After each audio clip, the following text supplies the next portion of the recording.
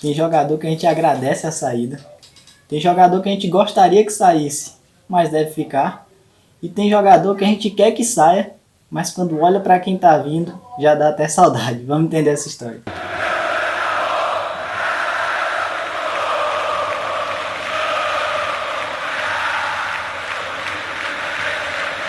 Fala, guerreiro e guerreira de todo o Brasil, eu sou o Branco e essa é a Nesse TV, o canal do torcedor do Fluminense. Se você está chegando agora, já deixa aquele like e também a sua inscrição, que ajuda muito a fortalecer, ou assiste esse vídeo até o final, que tem muita informação, e você dá aquele dislike com convicção, caso você não goste. No vídeo de hoje a gente vai falar desse vai e vem tricolor, e tem gente chegando, tem gente saindo, tem gente especulada, a gente vai dar uma passadinha, eu vou dar minha opinião sobre cada um desses jogadores. Vamos começar falando de quem está deixando o nosso tricolor. São os casos de Felipe Cardoso, Caio Paulista e Hudson. Ah, mas o Caio Paulista, o Hudson, pode ser que eles fiquem. Sim, pode ser que eles fiquem, mas não está certo. E eles tiveram recentemente o contrato reativado no bid da CBF com seus respectivos clubes, que são o Santos, Tombense e São Paulo. No caso do primeiro, Felipe Cardoso, acredito que esse seja o que menos vai deixar saudade no nosso tricolor. Ele foi dispensado pela diretoria antes mesmo do fim da temporada. Graças a Xerém, vamos agradecer, com o surgimento aí de John Kennedy e Samuel Granada, o Felipe Cardoso acabou perdendo ainda mais espaço e acabou deixando o nosso Fluminense para a glória de Deus. No caso do Caio Paulista, esse é um dos jogadores que eu gostaria que saísse. A situação é um pouco diferente. A comissão técnica do Roger Machado já disse que conta com o jogador. O Mário Bittencourt já sinalizou também a sua permanência. Então agora o Fluminense e a Tombense entram em negociação para a extensão do contrato do jogador. Esse provavelmente deve ficar. O Hudson é um jogador também que a diretoria do Fluminense já disse que tem interesse em contar com o atleta, porém os altos custos podem dificultar essa permanência do jogador, que retorna ao São Paulo para ser avaliado pela comissão técnica do Crespo. No caso do Felipe Cardoso, esse é o que eu estou agradecendo que saiu do Fluminense. No caso do Caio Paulista, esse eu gostaria que saísse, mas deve ficar, eu acho que ele fez jus a permanecer no Fluminense. Ele é aquele jogador que o que falta de qualidade sobra em entrega do jogador, então eu acho que ele fez por merecer. Se ele ficar, é justificável a permanência dele. E no caso do Hudson, é aquele jogador que eu gostaria que saísse também, porém quando eu vejo que o Fluminense está contratando o Wellington, aquele mesmo ex-Vasco, Inter, São Paulo, aí não, aí eu gostaria que permanecesse o Hudson aí, saudades Hudson, viu? A gente vai entender que vamos dar uma passadinha aqui nos principais números dos jogadores. E aí se você concordar, você vai deixar nos comentários. Mas a minha opinião é que entre o Wellington e o Hudson, eu preferiria permanecer com o Hudson no Fluminense. Vamos falar de quem está chegando no nosso tricolor. A informação foi dada inicialmente pelos Saudações Tricolores, confirmada já pelo GE. Trata-se do volante Wellington, ex-Vasco, Atlético Paranaense, para tristeza de alguns, como desse aqui que vos fala. O volante deve estar chegando com o Fluminense, deve estar acertando nos próximos dias, deve estar sendo apresentado. E por que para minha tristeza? Porque os números do Wellington não são bons. Ele é um jogador que estava sem clube e que não teve bons números na passagem dele pelo Atlético Paranaense. E a gente vai dar uma passada aqui agora para confirmar isso e estabelecer até uma comparação com o Hudson, que é outro contestado pela torcida que também está saindo do Flusão. Apesar do Fluminense ter demonstrado interesse, ainda não é certeza que ele não vai ficar, mas com a chegada do Wellington é muito provável, na minha opinião, que ele de fato retorne. Então vamos dar uma passadinha aqui nos números do Wellington. A gente vai ver que em 94 partidas pelo Atlético Paranaense, o volante marcou apenas um gol e deu 2 assistências. Aí você pode pensar, mas ele é volante, não vai ter muito como característica fazer gol, dar assistência. Ok, o Martinelli é volante e tem 3 gols no campeonato. Mas tudo bem, nós não vamos estabelecer a comparação com o Martinelli. Vendo os números do Wellington no último campeonato brasileiro que ele disputou pelo Atlético Paranaense. Curiosamente, a última partida dele foi justamente contra o Fluminense. A derrota do Atlético por 3-1 para o Flusão, aquele jogo que o Marcos Paulo deitou e rolou. Passando aqui pelos números dele, a gente vai ver que ele tem média de 6,67 no SofaScore. Em 20 partidas, ele iniciou 17, não fez nenhum gol, não deu nenhuma assistência. Não é aquele jogador de estar finalizando, entrando na área. Tem média de 0,5 chutes por jogo, ou seja, ele dá um chute a cada 2 partidas. Ou seja, atacando, ele não vai bem, é um jogador fraco atacando. Se a gente der uma olhada no mapa de calor, até justifica isso, porque ele é aquele jogador de ficar mais ali na região central, na proteção da defesa, não cai muito pelos lados. Então, é justificável, talvez, esses números de ataque serem ruins, mas a gente vai para os números de defesa e a gente espera que sejam bons, né? Então, a gente vai aqui para os números de defesa e vê que ele tem 0,6 interceptações, tem menos de um desarme por jogo, 0,8. Também não é um jogador que faz muitos cortes, menos de um corte por jogo. Ou seja, defendendo, parece que o Wellington está atacando. Então, para mim, é uma contratação que eu não queria nem de graça, mas aparentemente esse é um preço que o Fluminense está disposto a pagar. De graça está valendo.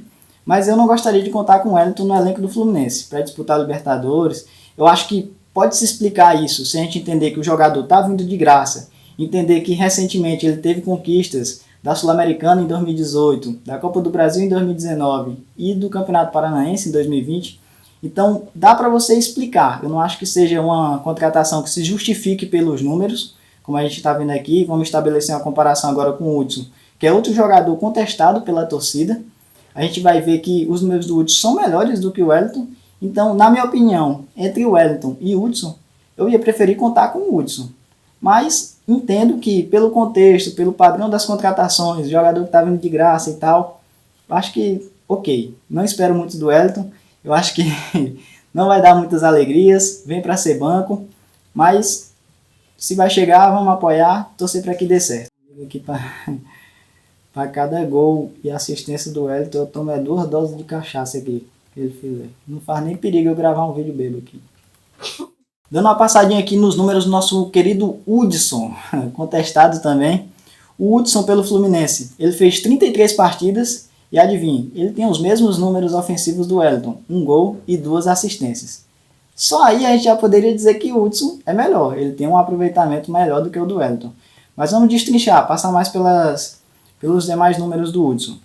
Ele teve uma nota maior também no aplicativo SofaScore, 6.7. É quase um empate técnico. O Hudson ele disputou 25 partidas pelo Fluminense, iniciou 19, não fez nenhum gol, deu 2 assistências. As 2 assistências dele foram pelo Campeonato Brasileiro. Ele é um jogador que, atacando, também não é aquele primor, mas deu 2 assistências. Já é um jogador que ataca melhor, pisa mais na área, isso a gente pode ver no campo, no mapa de calor do Hudson.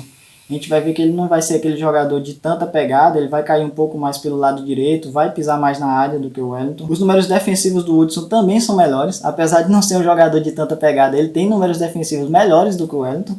Ele tem 0.6 em interceptação, 1.4 em desarmes, ou seja, ele faz mais de um desarme por jogo, coisa que o Wellington deveria ter como característica principal. Ou seja, analisando as estatísticas do Wellington, do Hudson, que disputou menos partidas no geral, alcançou os mesmos números. Analisando também só os números no Campeonato Brasileiro, o Hudson teve um desempenho melhor do que o Wellington. Na minha opinião, entre o Wellington e o Hudson, se eu tivesse que escolher para contar com um jogador no Fluminense, eu iria gostar de contar com o Hudson.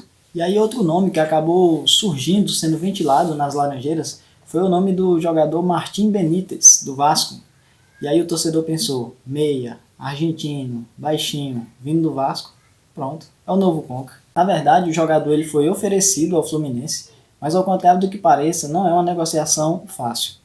Por 2 motivos. Primeiro, que a comissão técnica do Roger não vê a posição de armador como prioridade, e segundo, pelos altos valores considerados para a atual situação do clube. Eu entendo a comissão técnica usar a palavra prioridade, uma vez que a gente já conta com o Nenê, com o Ganso e com o Miguel para essa posição. Porém, analisando cada um, o Nenê já vai completar 40 anos. A temporada vai ser louca como foi a última. Muitos jogos, pouco tempo de descanso. Acho que a gente vai contar cada vez menos com o Nenê para estar presente nas partidas. O Ganso, além de não ter mantido um nível ideal para o Fluminense, ele também perde muitos jogos.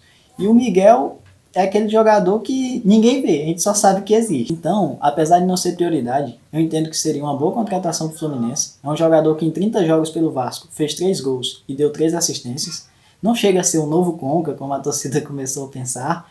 O Conca teve números melhores na sua passagem pelo Vasco, mas é um jogador de muita entrega, tanto ofensiva quanto defensiva.